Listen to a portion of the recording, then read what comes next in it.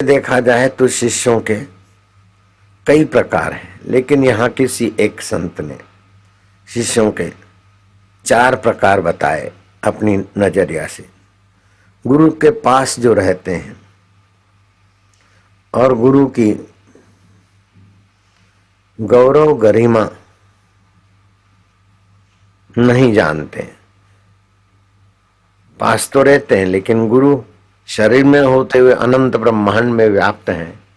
ब्रह्मा विष्णु महेश का आत्मा और मेरे गुरु का आत्मा एक है, ऐसा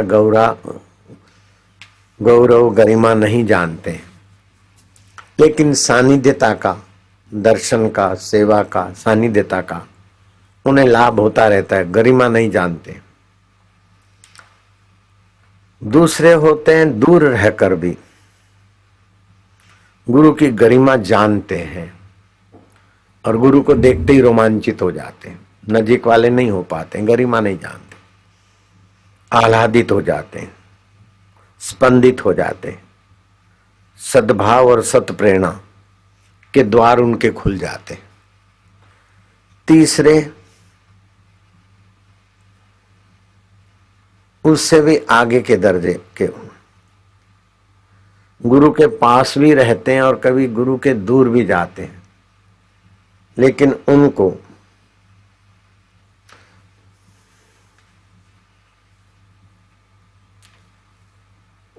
मूल्यांकन नहीं है, पास का महत्व नहीं और दूर की पीड़ा नहीं। ठीक है, अच्छा है, रहने को मिलता है, खाने को मिलता है, दर्शन मिलता है।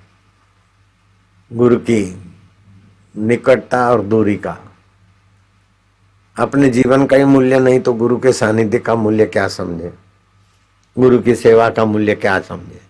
टाइम पसार कर रहे हैं, लाभ तो उनको होता है, लेकिन अपनी पुरानी आदत के अनुसार कभी लग गया रंग तो लग गया, वाह भाई वाह, कभी फिर चल रहे। चौथे ऐसे होते हैं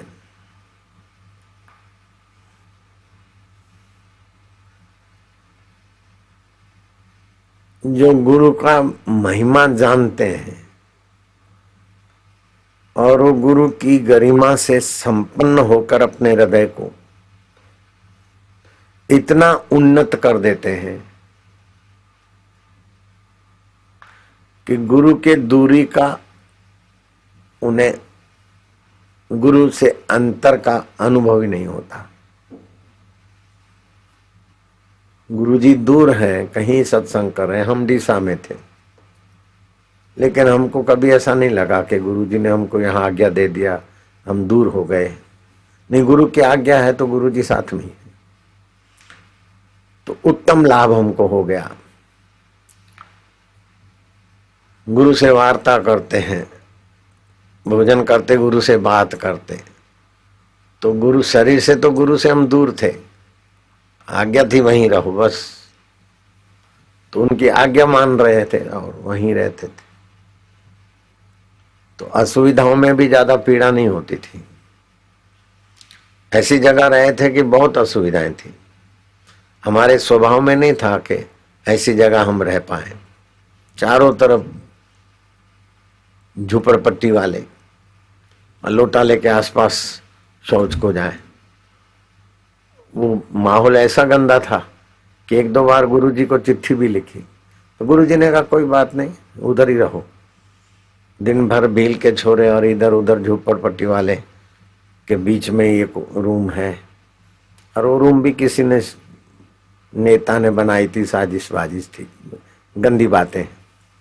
वो दूसरे नेता उसको बदनाम कर रहे थे तो उसने लिख दिया लीलाशाह बापू का आश्रम। अब फिर बापू जी को बोला आपके नाम का आश्रम है, कोई साधक को भेजो, तो मेरे को जो सीनियर थे ना, मुझे जूनियर को वहां भिजवा दिया। जो गुरु जी के निकट रहते थे उन्होंने बोला ये साधक है ना, इसी को भेज दो, तो गुरु जी ने आज्ञा किया, वहीं भेज दिया। तो 7 साल हम वहां रहे। कितने साल? 7 साल डीसा में। अहमदाबाद दिशा 2-2.5 घंटे का रास्ता है। 7 मिनट में हम घर में नहीं आए। गुरु को आज प्रार्थना करते घर जाने की तो तुरंत बोलते जाओ, हाथों में घर जाके आऊं तो ना नहीं बोलते।